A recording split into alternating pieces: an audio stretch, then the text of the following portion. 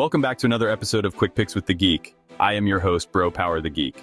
Ladies and gentlemen, we've got Alexander Hernandez versus Diego Ferreira. This is one of those matchups where the pace is going to be so high, you'll need a neck brace just from trying to follow along. Let's talk about it. Alexander, the Great Ape Hernandez, coming in as a minus 160 favorite with a record of 17-8. Hernandez fights like he just mainlined 5 energy drinks and dared someone to stop him. He's got legit knockout power, 7 of his wins coming by way of TKO, and he loves quick finishes with 8 first-round wins on his record. This man's idea of patience is waiting until Bruce Buffer says, "Are you ready?" before sprinting across the cage. But he's not just a caveman swinging for the fences. He's got a black belt in Brazilian Jiu-Jitsu and a wrestling background to lean on. That gives him real depth, especially when things don't go his way early. The problem? Hernandez has a habit of getting clipped. 3 of his 8 losses have come by TKO, which means his aggression is both a weapon and a liability. He's like a video game character with cheat codes turned on. Fun until someone lands a clean shot and suddenly the game freezes. His takedown defense sits at 73%, which isn't bad, but against top grapplers, there's still room to exploit, and historically he's struggled to stay consistent against elite guys. But right now, he's on the best run of his UFC career with 3 straight wins. If this version of Hernandez keeps showing up, measured aggression, disciplined defense, he's a nightmare for anybody in the division. Now across from him is Diego Ferreira, the plus 125 underdog with a record of 19-6.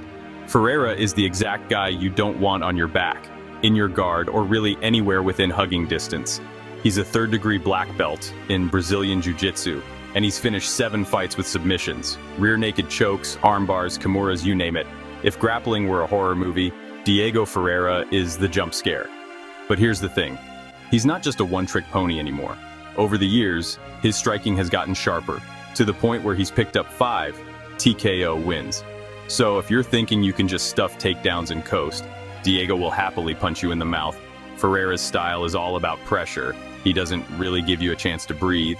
On the feet, he's throwing volume. On the ground, he's chaining submissions together like it's a highlight reel audition. The downside? His defense has cracks. He's been knocked out 3 times, and his takedown defense is only 57%, which means if you can flip the script and wrestle him, he's not always great at stopping it. And let's be real, Ferreira's career has been a roller coaster. He's had winning streaks that made people think this guy might crack the top 5. Then skids where he looks like a completely different fighter. But when he's on, he's still a nightmare matchup for just about anyone. So who wins? If Hernandez keeps the fight standing, he's got a real chance to make this violent and fast. Ferreira's striking defense is shaky, and Hernandez's pressure plus power could lead to an early knockout. On the flip side, if Ferreira can drag this into the later rounds and mix in grappling exchanges, Hernandez's aggression might actually backfire. Ferreira thrives in chaos, and if Hernandez overextends, Ferreira has the jiu-jitsu to turn one slip into a tap-out. Basically, Hernandez wants a sprint, Ferreira wants a marathon. Whoever controls the tempo probably controls the fight.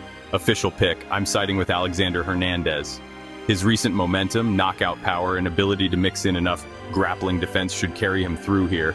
I think he keeps Ferreira at bay, lands the heavier shots, and gets it done by 2nd-round TKO. If you enjoyed this, go ahead and smash that like button. If you haven't subscribed yet, what are you waiting for? Hit that subscribe button and turn on notifications so you don't miss a beat when the next video drops. And don't be shy. Leave a comment below and let me know who you got winning this fight. Let's see who really has the crystal ball around here. Until next time.